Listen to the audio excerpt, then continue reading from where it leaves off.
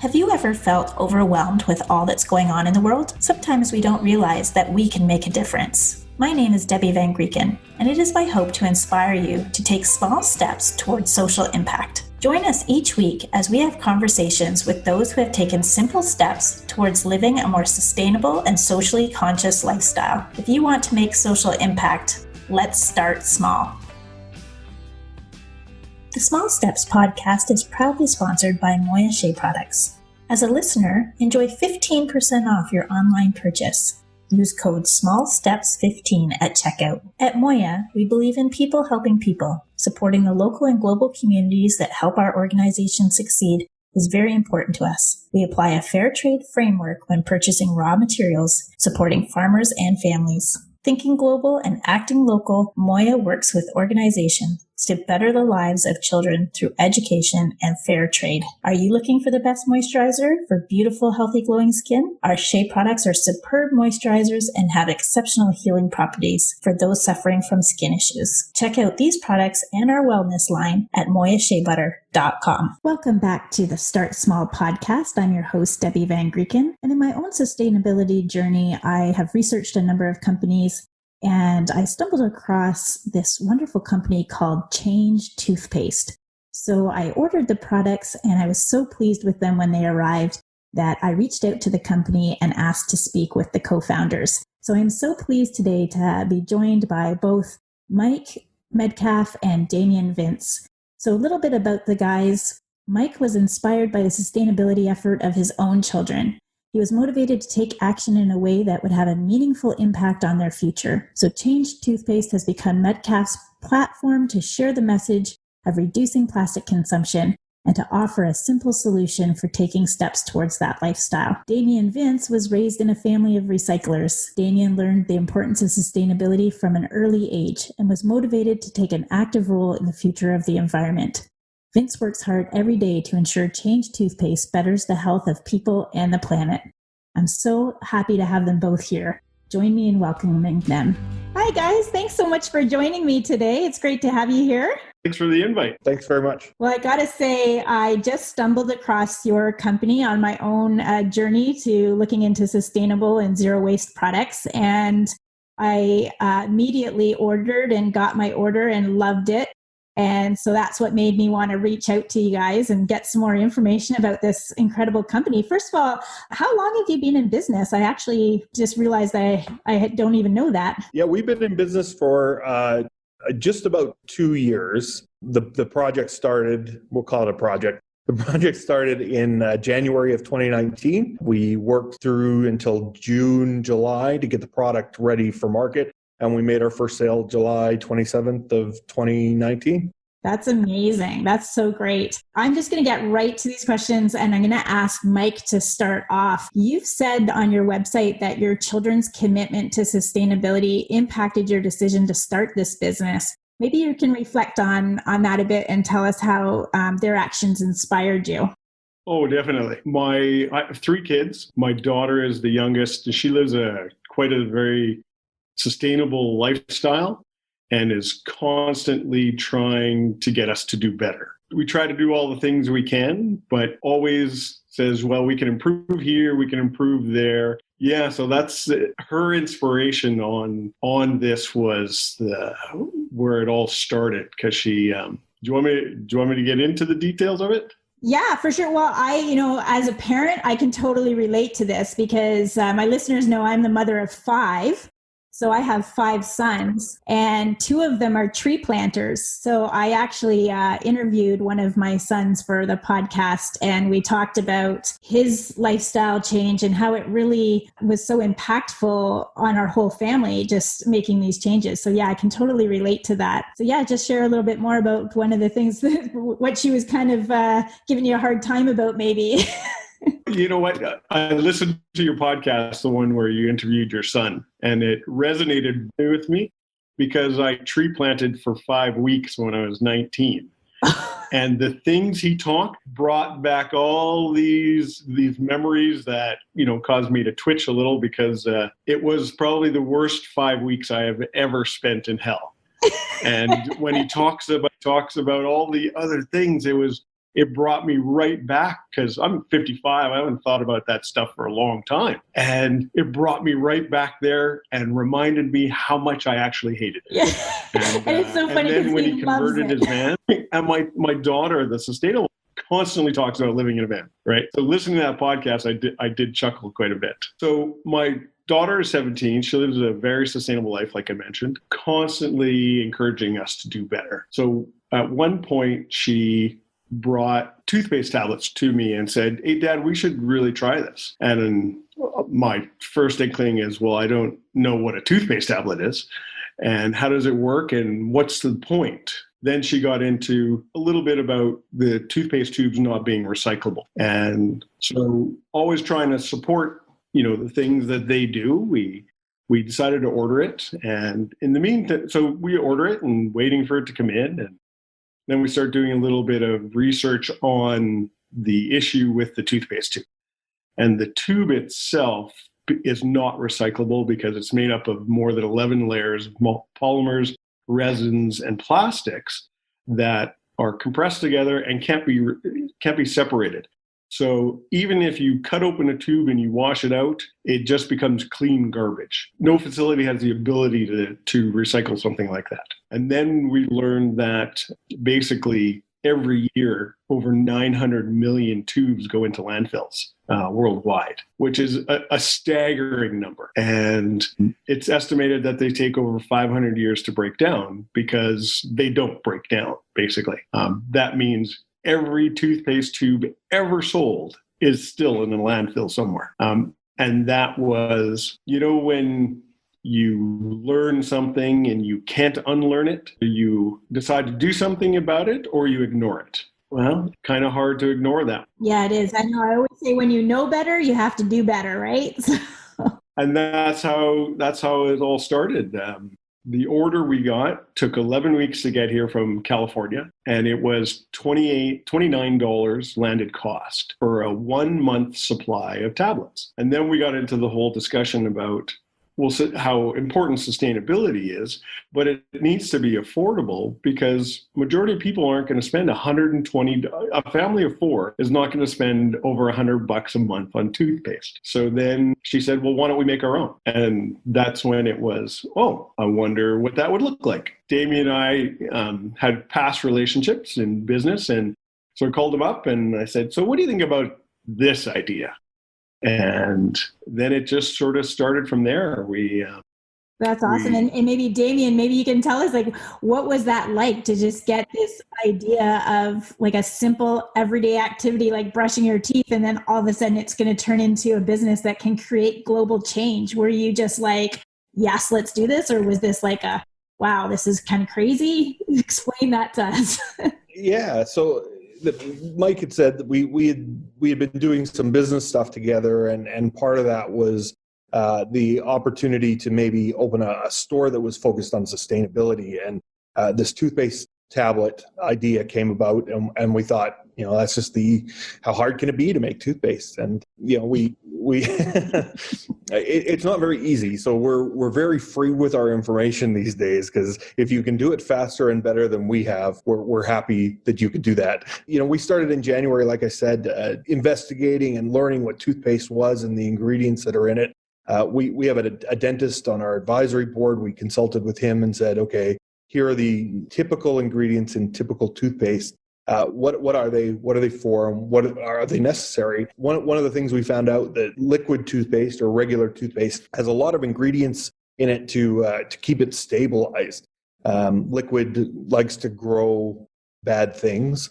So they put a lot of chemicals in it to make sure that it stabilizes and stays fresh for the life of the toothpaste tube. Our tablets are dry. So one of the best things about it is we got to remove all of those ingredients that aren't necessary. So we have a mandate. When we first started, it was the toothpaste had to work and taste like toothpaste, because if it didn't, if it was different or it was weird, we're not going to convert people once we've educated them. It had to work and taste like toothpaste, and 2, it had to be non-habit changing. If you had to do something different to make the change, you weren't, there's just a hurdle, a barrier to entry that the average consumer is not going to to go for. So working with that dentist, we removed everything that we didn't need. We kept all of the ingredients that actually have function, and 119 recipes later, I think we're probably up around 125 over time, with minor changes here and there. Mike and I tried some absolutely terrible toothpaste. We used ingredients that I would never want to see again in my life. The flavors, the taste, it was just awful. So, in June we settled on where we have now. The toothpaste is I have to say it's the best that I've ever tried in the sustainable world. It has great flavor, great texture. It's easy to use, and the predetermined amount just really helps for yourself, for the average consumer, but also for kids. That's awesome. It brings me back, just like Mike saying that he's got these memories of tree planting. I have memories of working in a lab as a summer student for Procter & Gamble. And one of my jobs was doing quality control on Crest toothpaste. And I got to tell you, that brings me right back to the horrible experiences of brushing my teeth with different flavors that they were creating for the Chinese market. Actually, they had, I think there was a Crest toothpaste that was a raspberry flavor that was going to be launched there. And there was, I think, one for Korea, and they just had these odd flavors. And I was responsible for doing some testing on that. And it was not pleasant at all. Yes, we can attest that it is not pleasant to try. One of our things was, because we're a dry tablet as well, flavor was a big problem, and we see that across the industry is making sure that flavor profile just matches what you're expecting when you brush your teeth. Because if it doesn't taste like toothpaste, you don't feel clean at the end of it.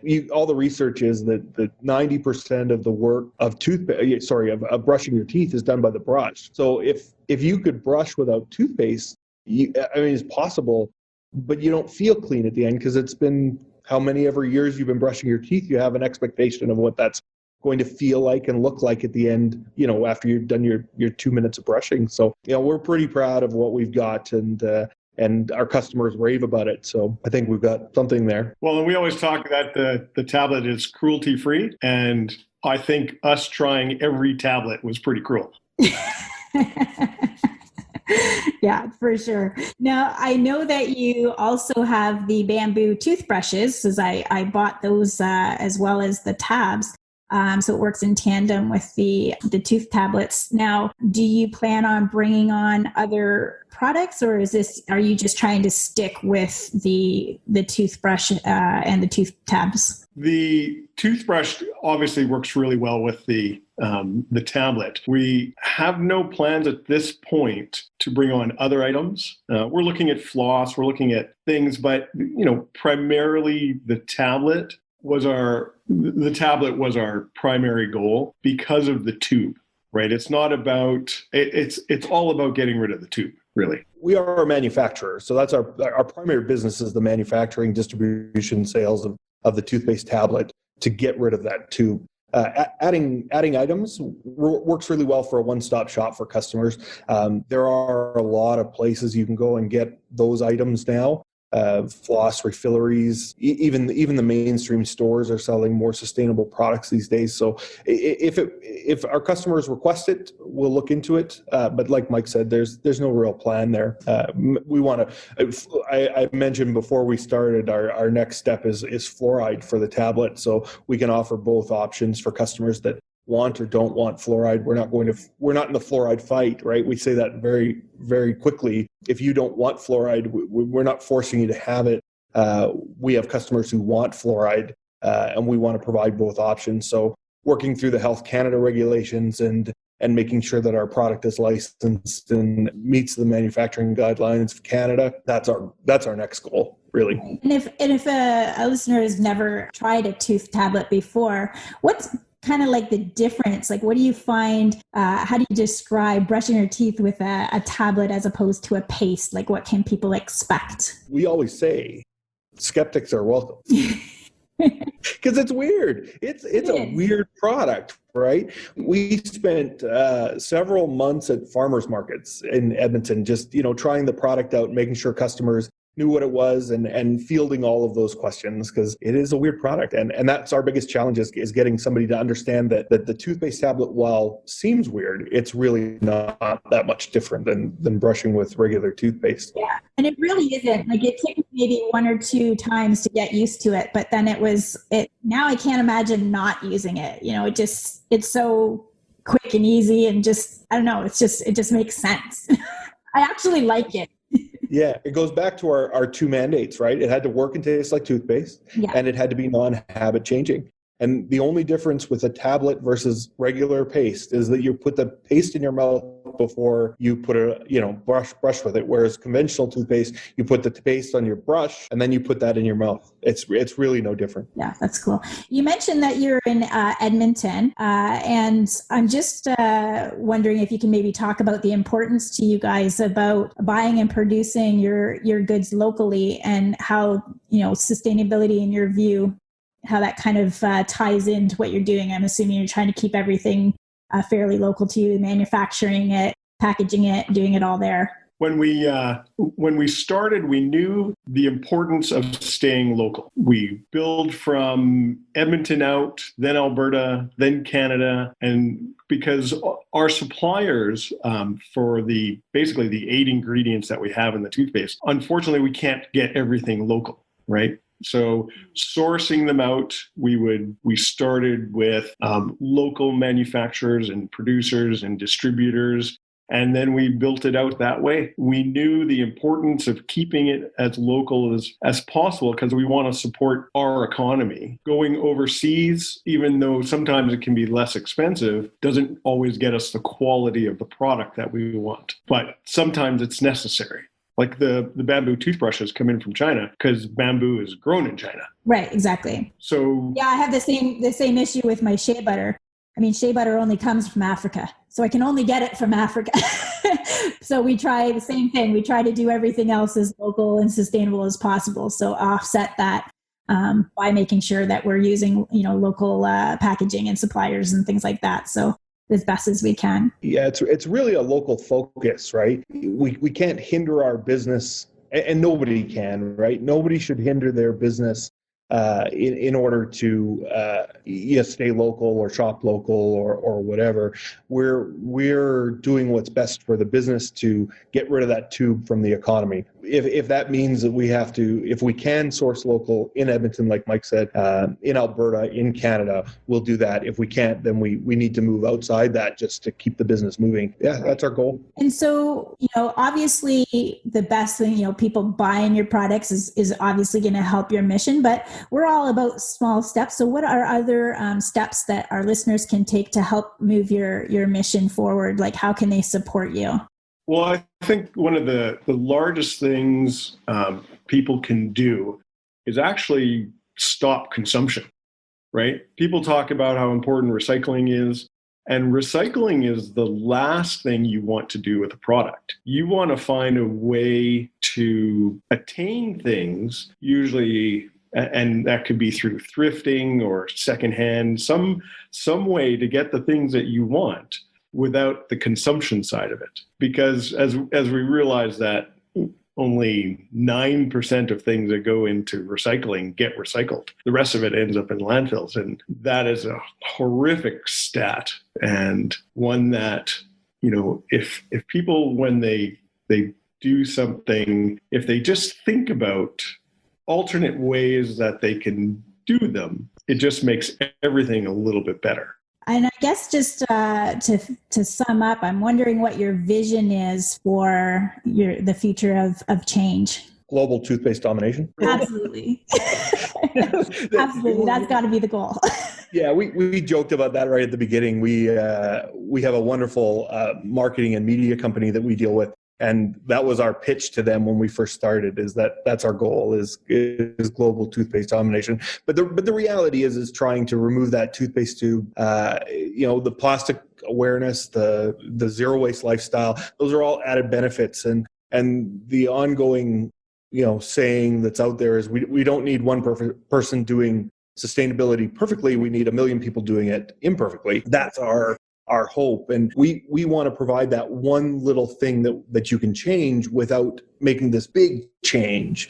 One small change, big environmental impact. Right. Absolutely. I agree. We're going to make sure in the show notes we have all the information, your website. We'll connect people to your Instagram, Facebook. Those are the best places to be following you, I'm assuming. So we'll make sure we've got all that information. I got to say my 5 kids and their partners are all getting a bamboo toothbrush and the Change tooth tabs in their stocking. Thankfully, this will be viewed after the holidays, so I'm not spoiling anything.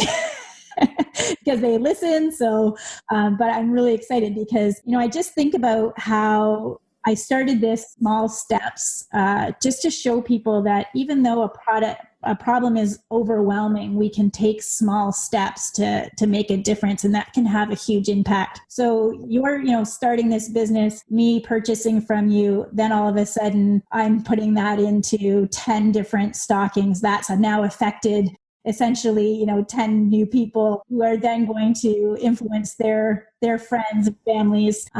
It just has this huge ripple effect. And so that always amazes me how one small step can have huge impact, like we're saying. I'm grateful to you both for the journey that you're on. I thank you for the work that you're doing. I know it's hard work. I know it's important work. And hopefully it's fulfilling and rewarding for you guys as well. And I appreciate your time today.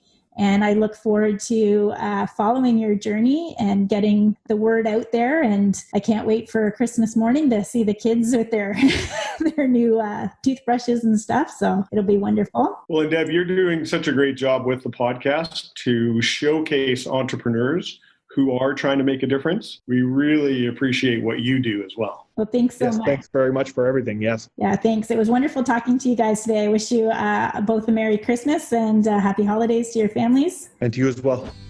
Thank you for listening to Start Small. I hope you enjoyed today's episode and found a small step you can take today. Make sure you share it with a friend. And if you have not done so yet, make sure you hit the subscribe button, and if you are enjoying this podcast, consider taking a moment and leaving us an honest review in your Apple podcasting app so more people can be inspired to take small steps towards social impact.